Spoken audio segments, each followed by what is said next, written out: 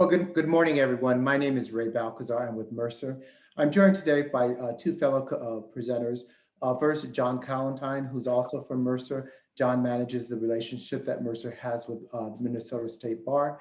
And then, of course, I'm also joined by Mark Springer, who is a strategic director with Medica. And we'll go into Medica's role here in a bit, but Mark and John will be co-presenting with me, and they'll be manning the Q&A as well as the chat functions.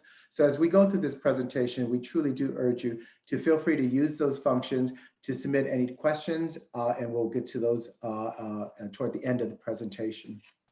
Once again, what I said, I represent Mercer. Mercer has a long-lasting relationship with the Bar Association. And in our role, we've been able to bring different product solutions, creative ideas to the association to sponsor those as value-added services to you, the members. And today's conversation happens to deal with the Association Health Plan solution, or as we call it, AHP. And that's what we'll focus on during today's presentation. I have about 14, 15 slides. We're going to go through those relatively quickly because we do want to reserve the last 15 minutes or so for Q&A and answer those questions. And like I said, both myself and Mark will handle those questions and those responses for you. So we'll talk about why the association. We're going to talk about the actual offering, and then we'll talk about next steps. So how to request a proposal, how to launch, and how to actually enroll in the plan. And as I said, we'll then move into the Q&A section of our presentation. So first and foremost, why the Association Health Plan? Well, quite frankly, we believe it's a trifecta win. It's a win for you as a law firm. It's a win for your employees of the law firm. And then, of course, it's a win for the association. As the individual employer of the law firm, you now have access to a comprehensive medical offering that might in the past have been unaffordable or unattainable for you as the individual organization. For your employees, it now offers them the ability to have access to what we would consider the Fortune 500 type benefits, very comprehensive benefits that includes medical, pharmacy, and of course, maybe some value-added services built right into the program. And then, of course, for the association, it truly is a differentiator that they can bring to their members in terms of retaining current members as well as attracting new members. So let's get to the offering. At the forefront, it is based on a medical insurance offering, and the Bar, along as with Mercer, we have partnered with Medica as the exclusive health plan carrier. We have done so because of the fact that Medica has born and raised here out of the state of Minnesota, over 40 years of experience, non-for-profit organization, servicing not only Minnesota, but the surrounding states. But more importantly, Medica has a long-standing experience of bringing innovative products and solutions to the marketplace. As a matter of fact, one of their innovative solutions is their approach in terms of contracting with the network providers. They've actually secured partnerships with certain health systems throughout the entire state of Minnesota with the aim of collaborating to bring quality care, delivering care at the appropriate site and at the most cost-effective price point. We'll go into greater details in terms of this network solution, but it's truly a differentiator that Medica brings to the table, and one of the reasons why we decided to partner with Medica as the health plan offering. And of course, last but not least, Medica does themselves have a history in partnering and sponsoring AHP plans as they do today. So getting into the actual offering, the very busy slide here, yes, I know, but rest assured, we are going to send out this presentation so everyone will have and be able to review this slide and review line by line to understand exactly what the plan of benefits offerings is. The point of this slide is to depict that, yes, there are several offerings. There's actually 6 plan of benefits, plan design offerings that an individual law firm can select from. Depending on the size, an individual law firm could select one or more than one, once again, depending on the slide, but what the size of the individual group. But once again, this slide then depicts on the left-hand side, the first 3, those are traditional PPO plans containing a lower deductible plan, a lower deductible for the individual as well as that of the family. And then on the right-hand side, those are high deductible plans, or we consider qualified high deductible plans that can be paired up, mirrored up with a health savings account. So the reason why we've selected 6 different plans is because we understand that there's different needs within each law firm in terms of budgetary needs, in terms of the demographics of the law firms, the employee population. So we want to be able to bring choice to the offering as well. Moving on with respect to the plan offering, Medica has developed a national network. It's called Open Broad Access Network by the name of Choice Passport. Here in the state of Minnesota, they actually have over 99% of the providers participating in their network. So there is no concern with respect to network coverage throughout their service area. Built into the plan, of course, then is the pharmacy network, pharmacy benefits.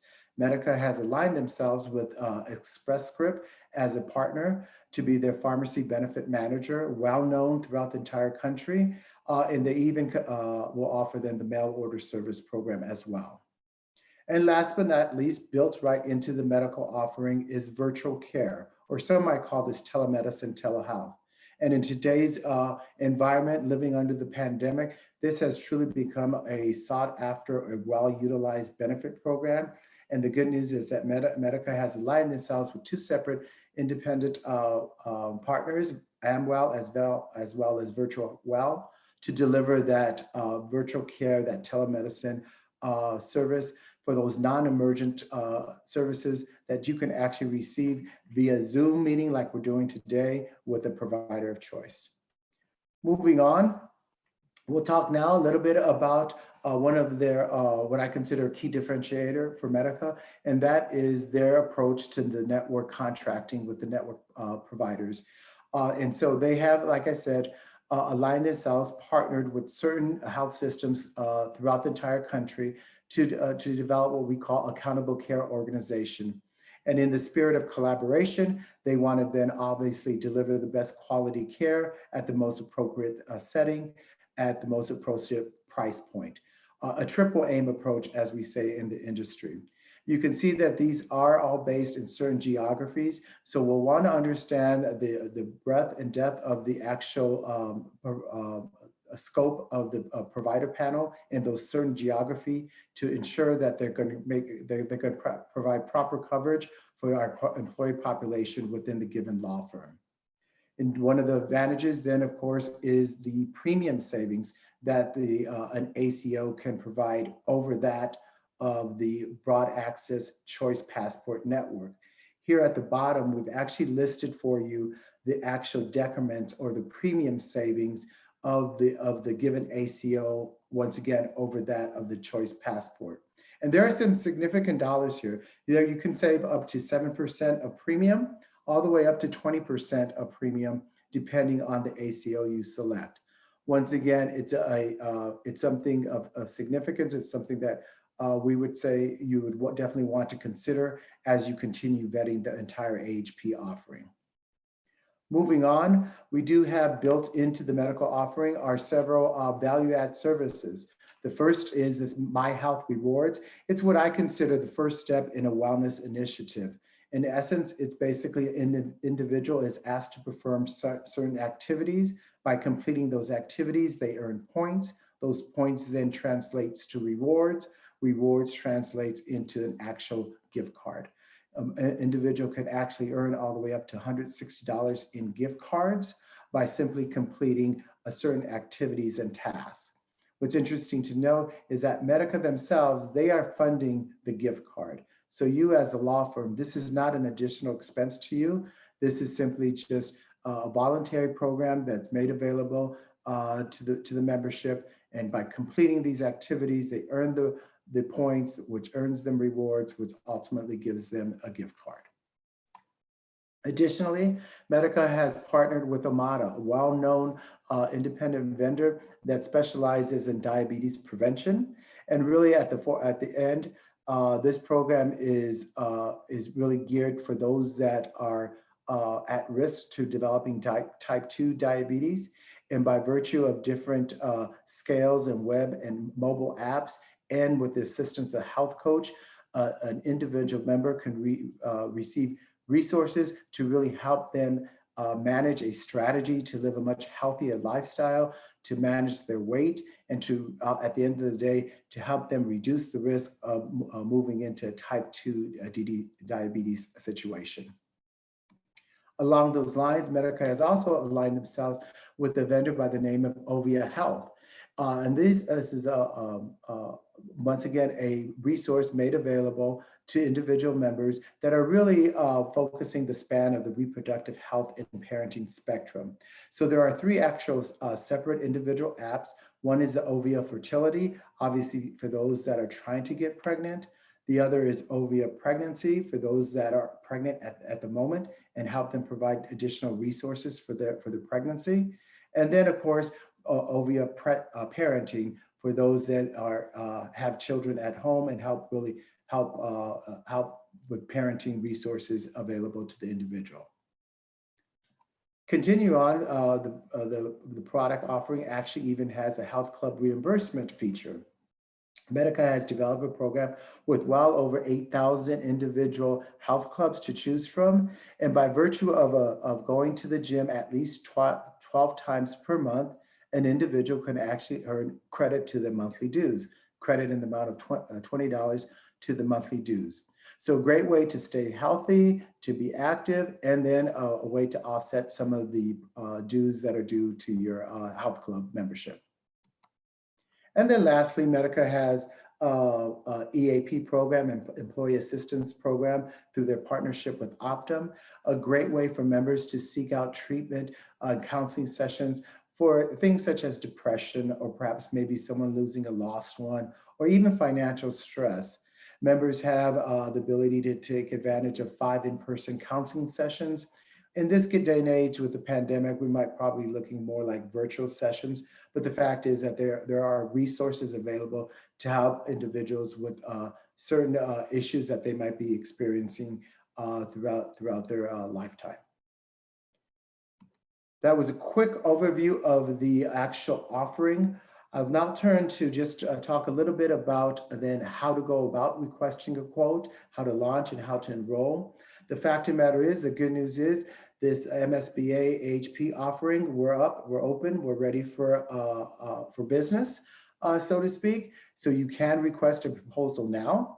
We'll walk you through, and we're going to leave you with a lot of additional resources and as to how to take the next steps, who to call, what site to go. But the fact is, you can learn more about this offering through Medica's welcome site that they have. Enrollment in the actual site would be done through an engine powered by Mercer. And then, of course, you still can use your current agent or broker that you might have an existing relationship with today. They themselves can request the quote on your behalf, handle the quoting process for you, or they themselves can call us and we'll walk them through the process as well. Just a little bit about the eligibility guidelines that we have in place. We do ask that each law firm that's willing to participate have at least 2 or more W-2 employees. Those employees would be considered to be working at least 20 hours per week. The law firm would be obviously situs or domiciled here in the state of Minnesota. And then we do ask for the employer contribution level to be a minimum of 50%. 50% of that employee only premium rate that we would ask that the employer is contributing at that level. Once again, I talked about the enrollment in the actual, to enroll in the actual plan of benefits. That would be through the site that's powered by Mercer. And of course, once again, you can continue to work with your current broker or agent that you are today. First plan effective date then, of course, will be January 1st of 2021. That's the first plan effective date, but of course you can continue to enroll in this plan with, say, for instance, a February 1 or March 1 effective date as well, all throughout 2021 and beyond. Once again, that enrollment site is where we truly capture the company's basic profile information, the contribution, the census, the plans that they select, and it's all through our enrollment platform. But I do want to leave you with a whole slew of resources. Once again, we are going to make this available so everyone will have this. But to obtain more information, to obtain a quote, you can either log online, you can call us. Calling us, we do have a sales department that's ready to answer any questions, concerns that you as the law firm might have, or even your broker or agent that you're working with. But there's a whole resource, or you can even send us some emails as well. So with that, I know I went through that relatively quickly, but I do want to turn to Q&A. So I'll ask John and Mark to see if there's any immediate questions from our attendees. Ray, we're getting a lot of questions in regards to the ACOs. Maybe you want to flip back to that one slide. Yeah, excellent, perfect. I'd agree. And then I would, that's one of the reasons why we wanted to have Mark Springer here, because he definitely can talk into great detail about that. So fire away, we're ready. Yeah, there's a number of questions with respect to particular counties, whether that's Brown County, Meeker County, other counties, and whether or not a particular ACO is available, or are there ACOs with other key care systems in our state. And so the intent of this is to show you the county service area that a given ACO is accessible in. And so I'd ask that you look there. It might be kind of hard to read, but know that we can make this available as presentation afterwards as well. There is one with Mayo. We don't currently have an ACO with CentraCare, Health Partners, or Alina. Those are all questions that were asked as well. With respect to selection here, this is meant that if you offer an ACO, you would also do alongside the same plan design with an open access. And so it's all about greater choice and control down to the individual employee, so they can decide, is an ACO right for them and their family members based on providers they want to access, or are they interested in an open access where they can go see, pretty much any provider in the state. Mark, I'll just ask you though, if you do call into our sales office, we can actually send you individual, more detailed on each of these individual ACOs, naming the health systems, and then we can also provide you with the counties that they represent, the coverage.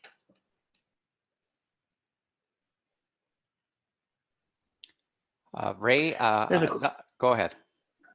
There's a question with respect to kind of the timing of the year, and this is available starting January 1. We recognize a lot of people renew in January. It is getting late in the year, although we still accept requests for proposal up and through the 16th of December here, in order to allow people to make a decision and get you enrolled for 1/1.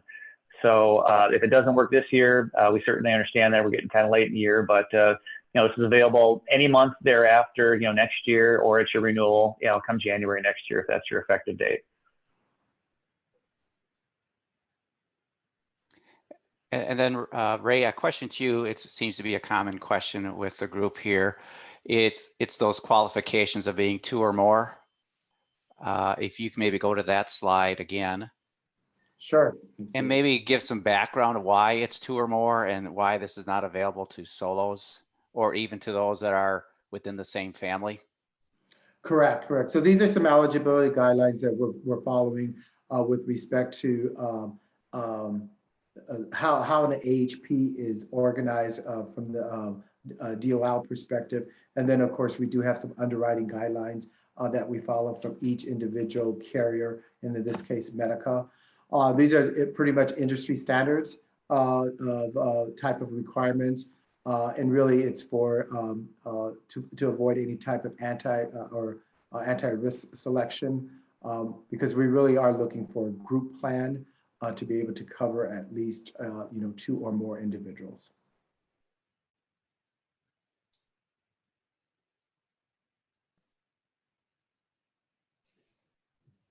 So good questions. Any other questions coming through?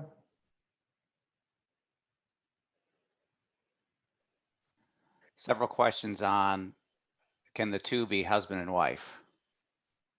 It cannot, correct? Correct. Got a question that's tied back to Mayo as well. And so if you reside in the Mayo service area, Southern Minnesota, you can sign up for a Mayo ACO is available. If you do sign up for another ACO other than Mayo, the question is, could you be referred to Mayo? the key with ACOs is that not everyone's eligible to be an ACO. You got to be able to deliver most all of the care that an individual might need. Now that said, there are situations that do arise from those large ACOs and their integrated healthcare systems that a member may be better off having that particular procedure and that care delivered through mail. And in that case, it's directed by your ACO, and they're the ones that are responsible for coordinating that those services with ACO. So yes, it can happen and does.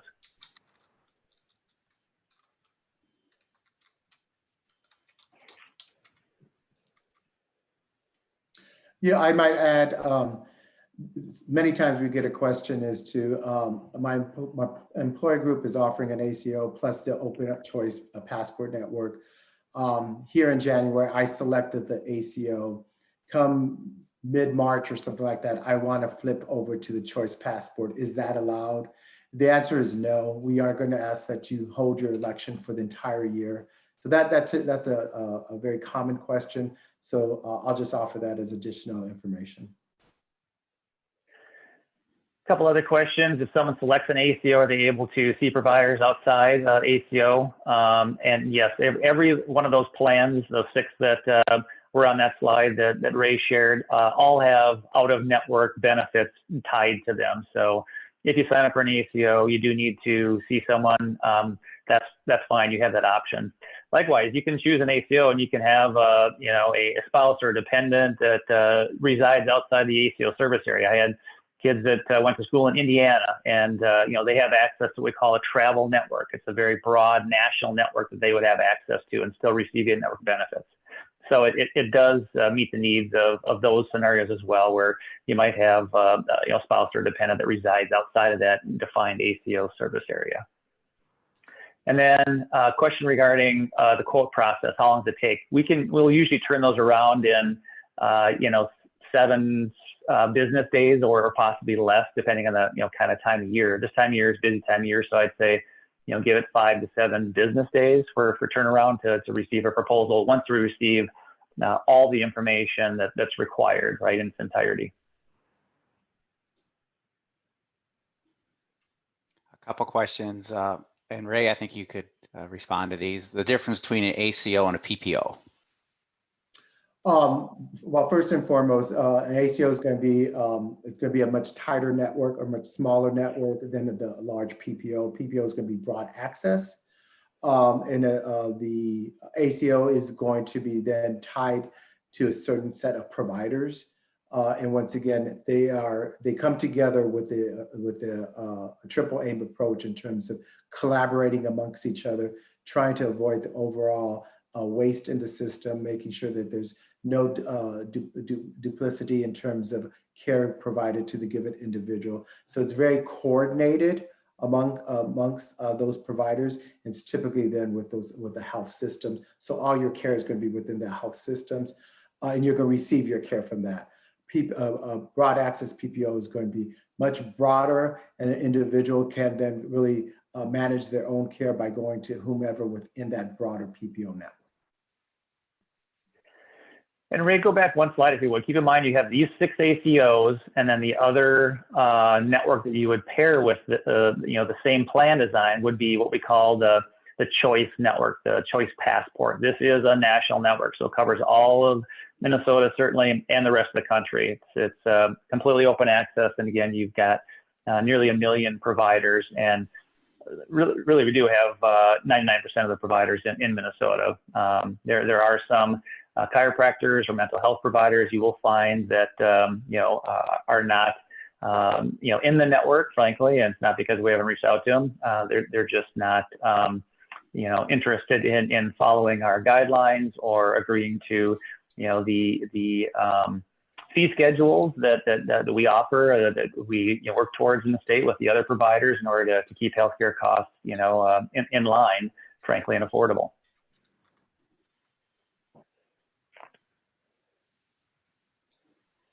And again, it's open access alongside the ACOs. You get the choice. You don't have to choose an ACO. It's just your option if it makes sense for you and your family members. The choice passport, is kind of that foundational offering to make sure people have open access on a national basis. We have a couple questions on that cutoff date again for January 1st. And Mark, you indicated December 15th, correct? 16th, I believe it is. 16th, okay. Yep. So as long as we get everything in clean by then, we can turn it around, and it'll get to the end of the year, but we can still get you enrolled. It just means your ID cards and some of the other communications might be just a hair late getting to you through the mail, but you will be, in the system, eligible. There's temporary ID cards that can be produced, starting January 1 from the web portal, which is mymedica.com, basically, which is the spot you would go to upon your effective date to get all the information you might need on your offerings, plan designs, find a doc, look at claims details specific to you and your family members. And going throughout the calendar year, if the firms are applying for like February, March, or April, that normal window is 30 days prior to the first of the month? Typically, yes. Yep. Yeah. Okay.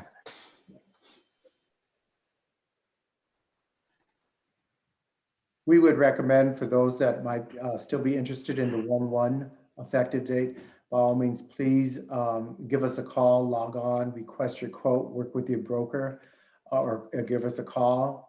The sooner we can start working on those quotes, getting them to you, you can start vetting the different options, seeing the different price points, and making ultimate decision as to whether you want to move forward prior to that 12/16 date. This way we can have everything wrapped up by 12/16 date and transmit that over to Medica for their ultimate processing and implementation.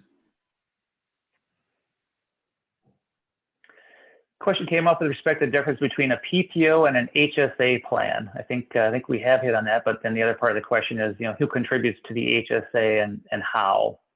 So I'll let you tackle that one, Ray, if you'd like. Sure. So PPO plan is going to be it's going to have a lower deductible plan. They can have higher deductible plan, but it's a really open access. It's a PPO plan is driven by copays. For instance, for like a primary care or specialist type visits. A qualified high deductible plan, and I said the word qualified because it's qualified, meaning that it can be mirrored, it can be paired up with the health savings accounts. So these are going to be plans that are going to have a much higher deductible. There's not going to be any copays. Everything is subject to deductible first and foremost. But the thought process is that you would pair up this high deductible health plan with an HSA offering. You would be contributing to the health savings account. Your employer can contribute to that. It really is dependent on how your employer wants to set that up. But we do have some employer groups that decide that they want to help fund an individual employee's health savings account. It's really at the employer decision, but you as an individual can fund that HSA account. The idea is you're funding this HSA account to help offset that higher deductible plan. Typically a high deductible plan, HSA plan, has a lesser premium. So there's lesser out-of-pocket contribution for you as an individual than that of that richer PPO plan. So the idea is that you're going to be saving on premium. Those dollars that you're saving on the premium should be then redirected to deposits into your health savings account. You own the health savings account, so it's something that that you have. And if indeed you should leave the law firm, you take that health savings account with you. That money doesn't stay with the individual employer or the law firm in this case. It does travel with you. And as long as you're covered by a qualified high deductible health plan, you have access to those funds. We got another question here, Ray, towards the eligibility piece. So, how do you verify employee? What if, there's a part-time person and that changes, right? Like a paralegal, they can, kind of come and go, I guess, throughout the year. So if you want to touch on that.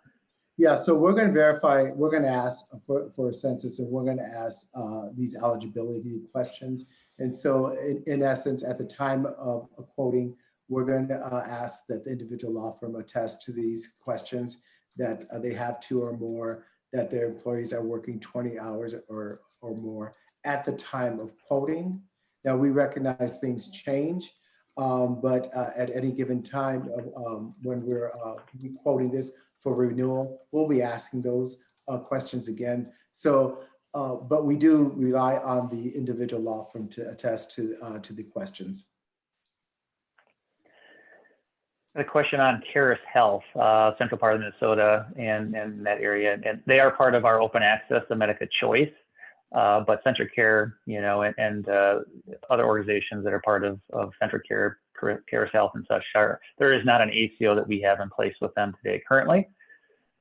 And then, does Medica verify MSBA membership directly with MSBA, or does, you know, firm need to, you know, confirm? And it's really MSBA is confirming with us as part of this process here of submitting a request that this particular firm is a qualified, due-paying, you know, MSBA member.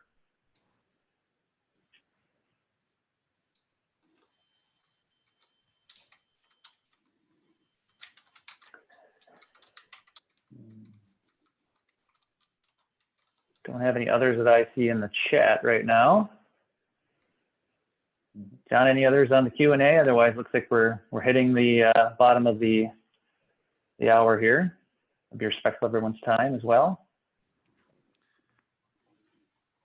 Thanks, everyone. I will make sure we've got the chat transcript saved and the Q&A saved. I'll forward that on to everyone, Mark, Ray, and John. If we did miss anything, you can grab it there, and we can offer up responses via email to our attendees today. John, I'll let you flag anything else that's just coming in last minute to the chat. There's a couple real quick here again on eligibility, so it seems to be very important, which is fine. What about enrollment of employees for micro firms? I'm not sure I understand the micro firm term, so hopefully one of you do, and then do all employees have to enroll if we only have 2 people? So maybe you want to go back to that eligibility rules again, Ray, real quickly. And is micro firm something, John, that you're familiar with that term? No, not really, other than it might be a small firm. Small firm, yeah, exactly. And I think it's important to point out that these the rules that we set up, or not we set up, but these are set at the federal and state level. So there's been lots of questions about solo attorneys that I've been fielding. At this time, under current rules, this product is not available for solos without any staff. Yep. Yep.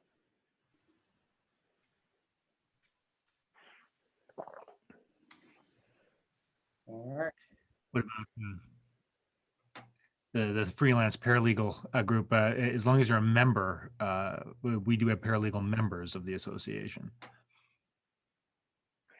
And again, one last question: if you know, if they have 2 or more employees, do both have to enroll to qualify? If you have 2 or more, we need just one of those, and it can't be one of the owners.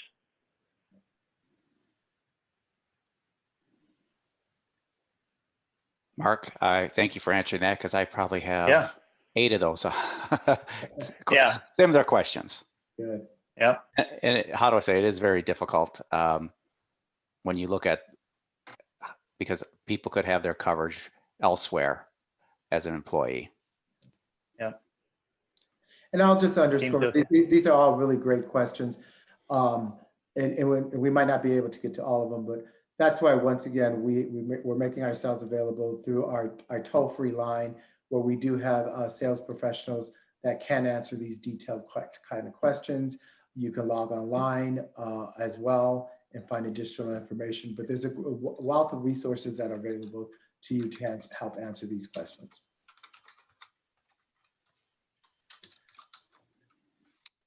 Great, thanks. And John, could you, maybe you did already, just drop in that number again in the chat? I think that was way up at the top. Let me do it again.